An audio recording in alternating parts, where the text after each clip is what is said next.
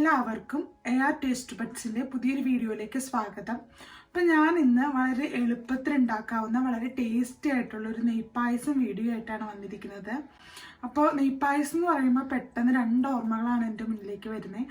ഒന്ന്, നമ്മുടെ അമ്പലത്തിൽ ദീപാരാധനയ്ക്ക് പായസത്തിന് വേണ്ടി വെയിറ്റ് ചെയ്തൊരു ഓർമ്മ. അപ്പോൾ ദീപാരാധനയ്ക്കൊക്കെ ആളുകൾ കുറവാണെങ്കിൽ പായസം ഒരു റൗണ്ട് കൊണ്ടും കിട്ടും. അപ്പോൾ ആളുകൾ കുറവാണെങ്കിൽ എനിക്ക് ഭയങ്കര സന്തോഷമായിരുന്നു. പിന്നെ ഹൈസ്കൂളിൽ മലയാളം പാഠപുസ്തകത്തിൽ പഠിച്ച കമലാ സുരയ്യയുടെ നെയ്പായസം സ്റ്റോറിയാണ്. വളരെ ടച്ചിങ് ആയിട്ടുള്ളൊരു സ്റ്റോറി ആയിരുന്നു. ഇപ്പോഴും വേദനയോടുകൂടിയാണ് ആ സ്റ്റോറി ഓർക്കാൻ കഴിയുക.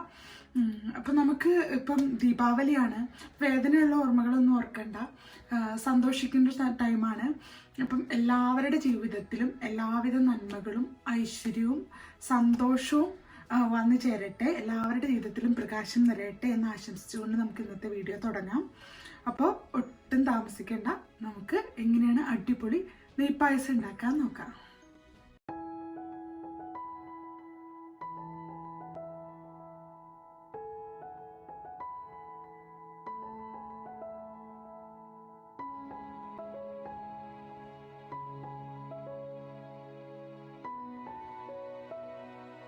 നെയ്പായസം ഉണ്ടാക്കാൻ വേണ്ടിയിട്ട് ഞാനിവിടെ 1/2 കപ്പ് പായസരിയാണ് എടുക്കുന്നത്. ചെമ്പാ പച്ചരിന്നും ഉണക്കലരി എന്നൊക്കെ ഇതിന് പറയും. അത് 3-4 തവണ നന്നായിട്ട് കഴുകി അത് 10 മിനിറ്റ് ഡ്രെയിൻ ചെയ്തെടുത്തു. ഇനി നമ്മൾ അടി കട്ടിയുള്ളൊരു പാൻ അടുപ്പിൽ വെച്ചിട്ട് അതിൽ ഞാൻ 1 ടേബിൾ സ്പൂൺ നെയ്യ് ഒഴിച്ച് കൊടുക്കുകയാണ്. അപ്പം നെയ്യൊന്ന് ചൂടായിട്ട് വരുമ്പോൾ നമ്മൾ ഡ്രെയിൻ ചെയ്തെടുത്ത് വെച്ച അരി അതിലിട്ട് 2 മിനിറ്റ് മീഡിയം ഫ്ലെയിമിലൊന്ന് വഴറ്റി കൊടുക്കുക. അപ്പോൾ അരി ഓവറായിട്ട് ഫ്രൈ ചെയ്യേണ്ട, ജസ്റ്റ് ഒന്ന് വഴണ്ടി വന്നാൽ മതി. അപ്പം അരി 2 മിനിറ്റ് വഴറ്റിയ ശേഷം അതിലേക്ക് ഞാൻ 3 കപ്പ് തിളപ്പിച്ച വെള്ളം ഒഴിച്ചു കൊടുക്കുകയാണ്. ഇനി നമുക്ക് നന്നായിട്ടൊന്ന് മിക്സ് ചെയ്തെടുക്കാം. എന്നിട്ട് ഞാൻ മീഡിയം ടു ഹൈ ഫ്ലെയിമിലിട്ട് തുറന്ന് വെച്ച് തന്നെ ഈ വെള്ളമൊക്കെ വറ്റിച്ച് ഇതുപോലെ നന്നായിട്ടൊന്ന് വേവിച്ചെടുക്കുകയാണ്. ഒരു 15 മിനിറ്റിനുള്ളിൽ അരി നമുക്ക് നന്നായിട്ട് വെന്ത് കിട്ടും. ഇനി നമുക്ക് ഇതിലേക്ക് ശർക്കര പാനി ഉരുക്കി ഒഴിക്കുകയാണ് വേണ്ടത്. അപ്പം ഞാൻ 150 ഗ്രാം ശർക്കരയിലേക്ക് 1 കപ്പ് വെള്ളവും 2 ടേബിൾ സ്പൂൺ പഞ്ചസാരയും കൂടി ചേർത്ത് അത് ഉരുക്കിയെടുക്കുകയാണ്. അപ്പോൾ നല്ല ഡാർക്ക് ബ്രൗൺ നിറത്തിലുള്ള ശർക്കരയാണ് എപ്പോഴും നല്ലത്. എനിക്ക് അത്രയും ഡാർക്ക് ശർക്കര കിട്ടിയിട്ടില്ല. അപ്പോൾ നമ്മുടെ വെന്ത് വന്ന അരിയിലേക്ക് ഈ ശർക്കര പാനി നമ്മൾ അരിച്ചാണ് ഒഴിച്ചു കൊടുക്കുന്നത്. എന്നിട്ട് നന്നായിട്ടൊന്ന് മിക്സ് ചെയ്യുക. മിക്സ് ചെയ്ത് ഈ അരിയും ശർക്കരയും കൂടി നന്നായിട്ട് യോജിച്ച് വരണം. ഇതിപ്പോൾ നമ്മൾ കണ്ടിന്യൂസ് ആയിട്ട് ഇളക്കി കൊടുത്തില്ലെങ്കിലും കുഴപ്പമൊന്നുമില്ല കേട്ടോ. ഇടയ്ക്കിടയ്ക്കൊന്ന് വന്ന് ഇളക്കി കൊടുത്താൽ മതി. പിന്നെ വെള്ളമൊക്കെ വറ്റി അടി പിടിക്കാറായെന്ന് തോന്നുമ്പോൾ നമ്മൾ കണ്ടിന്യൂസ് ആയിട്ട് ഇളക്കി കൊടുക്കണം. വെള്ളമൊക്കെ നന്നായിട്ട് വറ്റി വന്നു കഴിയുമ്പോൾ നമ്മൾ നെയ്യ് കുറച്ച് ഒഴിച്ചു കൊടുത്ത് ഇത് നെയ്യിൽ വഴറ്റിയെടുക്കുകയാണ് വേണ്ടത്. അപ്പം എൻ്റെ ഇപ്പം കുറച്ചൊന്ന് അടി പിടിക്കാൻ തുടങ്ങുന്ന ആ ഒരു സമയമായിപ്പം ഞാൻ ആദ്യം 1 ടേബിൾ സ്പൂൺ നെയ്യ് ഒഴിച്ചു കൊടുത്തു.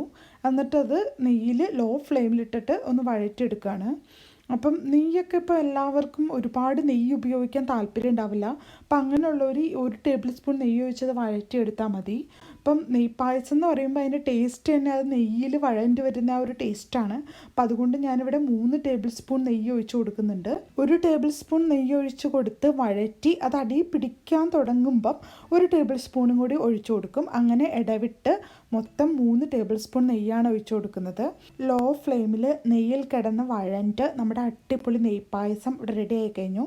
ഇനി നമുക്ക് ഇതിലേക്ക് 1 പിഞ്ച് ഏലക്കാപ്പൊടി കൂടി ചേർത്ത് കൊടുക്കണം. അപ്പോൾ ഏലക്കാപ്പൊടി കൂടി ചേർത്ത് ഒന്ന് മിക്സ് ചെയ്ത് കഴിഞ്ഞാൽ നമ്മുടെ എല്ലാവർക്കും പ്രിയപ്പെട്ട വളരെ ടേസ്റ്റി ആയിട്ടുള്ള നൊസ്റ്റാൾജിക് ആയിട്ടുള്ള അടിപൊളി നെയ്പായസം ഇവിടെ റെഡിയാണ്. പിന്നെ പായസം ഉണ്ടാക്കുമ്പോൾ നമുക്ക് ചെമ്പാ പച്ചരിയോ അല്ലെങ്കിൽ പായസത്തിൻ്റെ അരിയോ കിട്ടിയിട്ടില്ലെങ്കിൽ സാധാരണ പച്ചരിയോ ബസ്മതിയോ റൈസോ വെച്ചിട്ട് പായസം ഉണ്ടാക്കാവുന്നതാണ്. ഇപ്പോൾ വേണമെങ്കിൽ നമുക്ക് ഇതിനകത്ത് തേങ്ങാക്കൊത്ത് നെയ്യിൽ വറുത്തിടാം. അപ്പോൾ ഞാനിതിപ്പോൾ ചെയ്യുന്നില്ല. പിന്നെ അമ്പലത്തിൽ നിന്ന് കിട്ടുന്ന ആ ഒരു ഫ്ലേവർ വേണമെങ്കിൽ ഇതിനകത്ത് 2 ഇതൾ തുളസിയിലയും കുറച്ച് ചെത്തിപ്പൂവൊക്കെ ഇട്ട് കൊടുക്കാം. അപ്പോൾ അതിപ്പോൾ എനിക്ക് അവൈലബിൾ അല്ല, അപ്പോൾ അതുകൊണ്ട് അതും ചെയ്യുന്നില്ല. അപ്പോൾ അതൊക്കെ അവൈലബിൾ ആവുന്നവർക്ക് അങ്ങനെ തന്നെ ഉണ്ടാക്കിയെടുക്കാവുന്നതാണ്. ദീപാവലി ആയതുകൊണ്ട് ദീപാവലി സ്പെഷ്യൽ കുറച്ച് സ്വീറ്റ്സ് നമ്മുടെ നെയ്പായസത്തിൻ്റെ കൂടെ വെച്ച് കൊടുത്തിട്ടുണ്ട്. അപ്പോൾ ഞാൻ നവരാത്രിക്ക് ജിലേബിയുടെയും സിമ്പിളായിട്ട് ഉണ്ടാക്കാവുന്ന കോക്കനട്ട് ബർഫിയുടെയും വീഡിയോ ഇട്ടിട്ടുണ്ടായിരുന്നു. അത് കാണാത്തവർ എന്തായാലും അത് കാണണം. അതിൻ്റെ ലിങ്ക് ഞാൻ ഡിസ്ക്രിപ്ഷൻ ബോക്സിൽ കൊടുക്കാം. അപ്പോൾ വളരെ ഈസി ആയിട്ട് ഉണ്ടാക്കാവുന്ന ടേസ്റ്റി ആയിട്ടുള്ള നമ്മുടെ അടിപൊളി നെയ്പായസം നിങ്ങളെല്ലാവരും ട്രൈ ചെയ്ത് നോക്കണം. നിങ്ങളുടെ അഭിപ്രായങ്ങളൊക്കെ എൻ്റെ അടുത്ത് പറയണം. വീഡിയോ ഇഷ്ടമായിട്ടുണ്ടെങ്കിൽ എന്തായാലും ലൈക്കും കമൻറ്റൊക്കെ ചെയ്യാൻ മറക്കരുത് കേട്ടോ. പിന്നെ പറ്റുവെച്ചാൽ നമ്മുടെ വീഡിയോസൊക്കെ ഫാമിലി മെമ്പേഴ്സായിട്ടും ഫ്രണ്ട്സൊക്കെ ആയിട്ടൊന്ന് മാക്സിമം ഷെയർ ചെയ്യണേ. അപ്പോൾ ഇനി ആരെങ്കിലും നമ്മുടെ ചാനൽ സബ്സ്ക്രൈബ് ചെയ്യാത്തവരുണ്ടെങ്കിൽ അവർ എത്രയും വേഗം സബ്സ്ക്രൈബ് ചെയ്യണം. അപ്പോൾ അടുത്ത ആഴ്ച വീണ്ടും നമുക്കൊരു അടിപൊളി റെസിപ്പി ആയിട്ട് കാണാം. എല്ലാവർക്കും നമസ്കാരം. എല്ലാവർക്കും എയർ ടേസ്റ്റ് ബഡ്സിൻ്റെ ദീപാവലി ആശംസകൾ.